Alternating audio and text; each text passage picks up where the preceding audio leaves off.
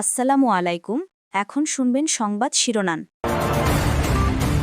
খালেদা জিয়ার শারীরিক অবস্থা অপরিবর্তিত, চিকিৎসকরা বললেই নেওয়া হবে বিদেশে। রাতভর হাসপাতালের বাইরে নেতাকর্মী শুভানুধ্যায়ীদের উদ্বিগ্ন আনাগোনা। অদৃশ্য সুতোয় আটকা তারেক রহমানের মায়ের কাছে ফেরা, শেষ সাক্ষাৎ না হলে নিষ্ঠুর ট্র্যাজেডি দেখবে দেশবাসী। বিশ্লেষকদের ধারণা জড়িত নিরাপত্তা হুমকি। বিএনপি চেয়ারপারসনের অসুস্থতার খবরে বিচলিত বগুড়াবাসী, সুস্থ হয়ে আবারও ফিরবেন শ্বশুরবাড়ি, এমনটাই প্রত্যাশা। শীত এলেও কমেনি ডেঙ্গুর প্রকোপ, বিভিন্ন হাসপাতালে ভর্তি ২,০০০-এর বেশি। জানুয়ারিতে কমতে পারে সংক্রমণ, বলছেন কীটতত্ত্ববিদরা। আসসালামু আলাইকুম। এতক্ষণ দেখছিলেন সংবাদ শিরোনাম, এখন দেখবেন বিস্তারিত। দেশের সেরা চিকিৎসা পাচ্ছেন বিএনপি চেয়ারপারসন। মেডিকেল বোর্ডের পরামর্শ এলেই খালেদা জিয়াকে নেওয়া হবে বিদেশে। রাতে তার ব্যক্তিগত চিকিৎসক ডক্টর এজএডএম জাহিদ হোসেন এসব তথ্য জানিয়েছেন। এর আগে দলের মহাসচিব মির্জা ফখরুল ইসলাম আলমগীর জানান, খালেদা জিয়াকে বিদেশে নেওয়ার জন্য ভিসা প্রস্তুত রয়েছে, এয়ার অ্যাম্বুলেন্সের জন্যও যোগাযোগ করা হয়েছে। তবে শারীরিক অবস্থা স্থিতিশীল না হওয়া পর্যন্ত অপেক্ষা করতে হবে। নানা রোগে আক্রান্ত ৮০ বছর বয়সী খালেদা জিয়াকে ২৩ নভেম্বর ফুসফুসে সংক্রমণ এবং হৃদযন্ত্রের সমস্যা নিয়ে আবারও ভর্তি করানো হয় হাসপাতালে। মেডিকেল বোর্ডের তত্ত্বাবধানে সিসিইউতে দেশি বিদেশি বিশেষজ্ঞ চিকিৎসকদের ধারাবাহিক নিবিড় পর্যবেক্ষণে চলছে বিএনপি চেয়ারপারসনের চিকিৎসা। শনিবার রাতে গণমাধ্যমের সাথে কথা বলেন খালেদা জিয়ার ব্যক্তিগত চিকিৎসক ডাক্তার এজএডএম জাহিদ হোসেন। জানান, এখনও অপরিবর্তিত রয়েছে খালেদা জিয়ার শারীরিক অবস্থা। বলেন, পৃথিবীর সবচেয়ে ভালো চিকিৎসা করার আয়োজন করা হয়েছে দেশেই। খালেদা জিয়াকে বিদেশে নিয়ে যাওয়া নির্ভর করছে তার শারীরিক সুস্থতা ও মেডিকেল বোর্ডের সিদ্ধান্তের ওপর। সারা পৃথিবীতে সবচেয়ে ভালো যে চিকিৎসা ব্যবস্থা করা প্রয়োজন সেটি ওনার জন্য এখানে করার আয়োজন করা হয়েছে। ওনার অবস্থা একই পর্যায়ে আছে এবং এটাকে আমরা ডাক্তারি ভাষায় যদি বলি, অর্থাৎ শি ইজ মেনটেইনিং দি ট্রিটমেন্ট, অর্থাৎ চিকিৎসকরা যে চিকিৎসা দিচ্ছে এই চিকিৎসা উনি গ্রহণ করতে পারছেন। আর বিদেশ যাওয়ার বিষয়টি নির্ভর করছে সার্বিকভাবে শারীরিক সুস্থতা এবং মেডিকেল বোর্ডের সিদ্ধান্ত এবং সুপারিশের পরিপ্রেক্ষিতেই। ডাক্তার জাহিদ জানান, চিকিৎসকদের চিকিৎসা গ্রহণ করতে পারছেন খালেদা জিয়া। চিকিৎসার স্বার্থে সর্বোচ্চ সংযম প্রদর্শনের আহ্বান নেতাকর্মীদের প্রতি। চিকিৎসা কার্যক্রম সার্বক্ষণিকভাবে তদারক করছেন বাংলাদেশ জাতীয়তাবাদী দলের ভারপ্রাপ্ত চেয়ারম্যান জনাব তারেক রহমান। দলের সকল স্তরের নেতাকর্মী, সকল রাজনৈতিক দলের নেতাকর্মীদের প্রতি আমাদের একটাই অনুরোধ, সবাই চলুন আমরা দায়িত্বশীল আচরণ করি এবং রোগীর চিকিৎসার জন্য সর্বোৎকৃষ্ট যে সহযোগিতা প্রয়োজন সর্বোচ্চ সংযম এবং ধৈর্যের পরিচয় দেই। জটলা সৃষ্টিতে দলীয় নিষেধাজ্ঞা সত্ত্বেও মনকে আটকাতে পারছেন না বিএনপি নেতাকর্মীরা। বেগম খালেদা জিয়ার অবস্থা সংকটাপন্ন শোনার পরই দেশের বিভিন্ন প্রান্ত থেকে ভক্তরা জড়ো হচ্ছেন হাসপাতালের সামনে। গভীর রাত পর্যন্ত অপেক্ষার মাঝে কেউ করছেন কোরআন তেলাওয়াত, কেউ বা করছেন প্রার্থনা। সবার প্রত্যাশা দ্রুতই সুস্থ হয়ে উঠবেন বেগম জিয়া।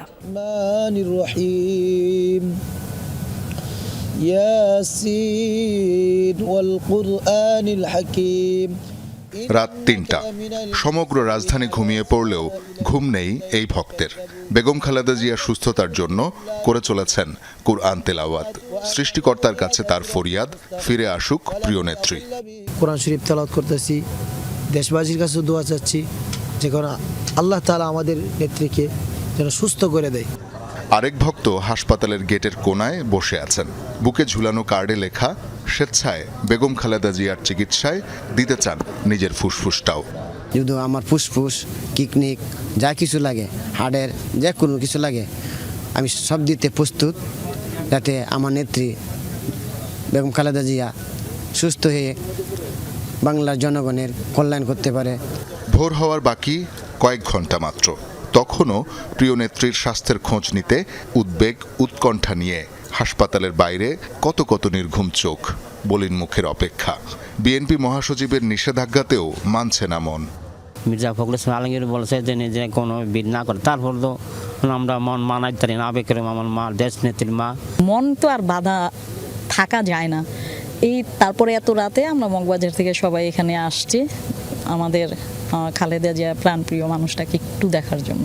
আমরা চাই উনিও আমাদের মতো কথা বলতে পারবে এবং আবার আমাদের মাঝে ফিরে এসে এই বাংলাদেশের গণতন্ত্রের ঝান্ডাটাকে যেভাবে তিনি উড়িয়েছিলেন আবারও তিনি উড়াবেন। বেগম খালেদা জিয়ার অবস্থা সংকটাপন্ন শোনার পর থেকেই অসংখ্য নেতাকর্মী এসে জড়ো হচ্ছেন হাসপাতালের সামনে। সন্ধ্যা থেকে গভীর রাত পর্যন্ত অপেক্ষা। এই বুঝি কোনো একটা সুসংবাদ এলো। মা সন্তানের দূরত্ব যোজন যোজন, এই দূরত্ব শুধুই পথের। ছেলের মন পড়ে আছে বাংলাদেশে। অসুস্থ মায়ের কাছে থাকার কি ভীষণ আকুতি। গোটা পরিবারই দেশের রাজনীতিতে দুর্দণ্ড প্রতাপশালী, কিন্তু সম্পর্ক যখন ব্যক্তিগত তখন রাজনীতি বড় বেশি ঠুনকো। কঠিন বাস্তবতায় কোথায় যেন আটকে আছে সব। মা বিএনপি চেয়ারপারসন খালেদা জিয়া ও সন্তান তারেক রহমানের এই থাকা না থাকার বেদনার্ত আক্ষেপের কথাই জানাচ্ছেন সুমাইয়া ঐশী। 2008 সালের 11 সেপ্টেম্বর তারেক রহমান তখন অকথ্য নির্যাতনে শয্যাশায়ী। কথা চলছে উন্নত চিকিৎসার। ওই দিন সাব জেল থেকে মুক্তি পেয়ে ছেলেকে পিজি হাসপাতালে দেখতে যান খালেদা জিয়া।